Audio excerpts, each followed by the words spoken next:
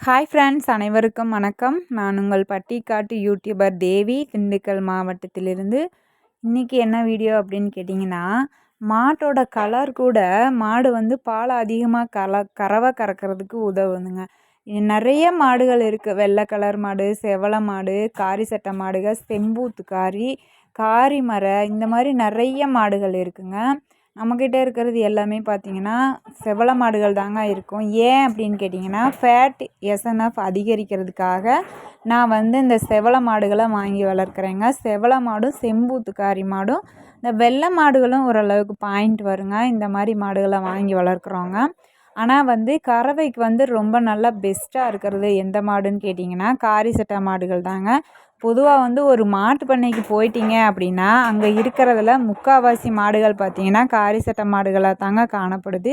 நம்மக்கிட்ட வந்து ஏன் இந்த செவலை மாடுனா நல்லா வந்து ஒரு பாயிண்ட் வருதுங்க. அதனால் இந்த செவலை மாடுகள் இவங்கக்கிட்ட எஸ்என்எஃப் ஃபேட் இருக்குது. அதனால் இவங்களை நம்ம வாங்கி வச்சு கறக்கிறோம். ஆனாலும் இவங்களோட கறவை திறன் அப்படின்னு பார்த்திங்கன்னா அதிகபட்சமாக 3 மாதத்துக்கு தாங்க கறக்குறாங்க. கண்டிப்பாக நான் இதை வந்து கறந்து பார்த்து தெளிவு பண்ணியிருக்கேங்க. 3 மாதத்துக்கு மட்டும்தான், கன்று போட்டு 3 மாதத்துக்கு மட்டும்தான் இவங்களோட கறவை திறன் கொஞ்சம் அதிகமாக கறக்குதுங்க. அப்புறம் வந்து அவங்க பால் குறைஞ்சிட்டாங்க அப்படின்னா அவங்கள கூட்டவே முடிய மாட்டேங்குதுங்க. இதுவே இந்த பிரச்சனை வந்து காரி சட்டை மாடுகள்கிட்ட இருக்கவே இருக்காதுங்க.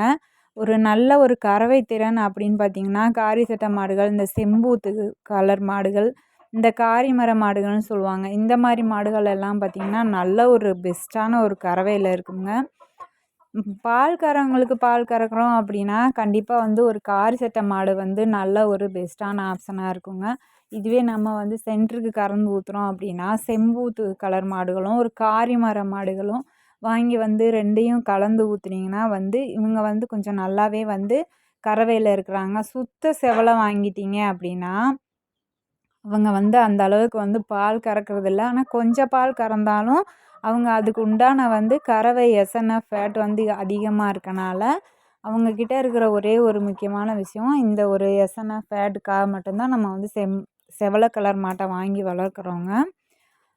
இந்த மாடு பார்த்துட்டிங்கன்னா ஒரு காரிமரை அந்த மாதிரி சொல்லுவாங்க. இந்த மாடுமே பார்த்திங்கன்னா கறவைக்கு நல்லா இருக்குது. என்கிட்ட வந்து நல்லாவே கறக்குது. நான் போட்ட அளவுக்குமே இந்த கலர் மாடுகளெல்லாம் கறக்குறாங்க. இதுவும் நம்ம வந்து சூஸ் பண்ணி வாங்கிக்கலாம். இந்த மாதிரி கலர் மாடுகளும் வந்து ஒரு நல்ல ஆப்ஷன் தாங்க. அப்புறம் பார்த்திங்கன்னா இந்த செவலை மாடு பார்த்திங்கன்னா கன்று பார்த்திங்கன்னா காரி சட்டை கன்று போட்டிருக்கு. இந்த மாட்டுக்கும் கன்றுக்குட்டிக்கும் சம்மந்தமே இல்லாத மாதிரி இருக்குது பார்த்திங்களா. இருந்தாலும் இந்த மாதிரி மாடுகள் வந்து வளர்ந்து பெருசாகி வரும்போது நல்ல ஒரு கறவை திறனாக அதிகரிக்குதுங்க. இது கெடேரி கன்று நான் வளர்ப்புக்காக வச்சுருக்குறேங்க.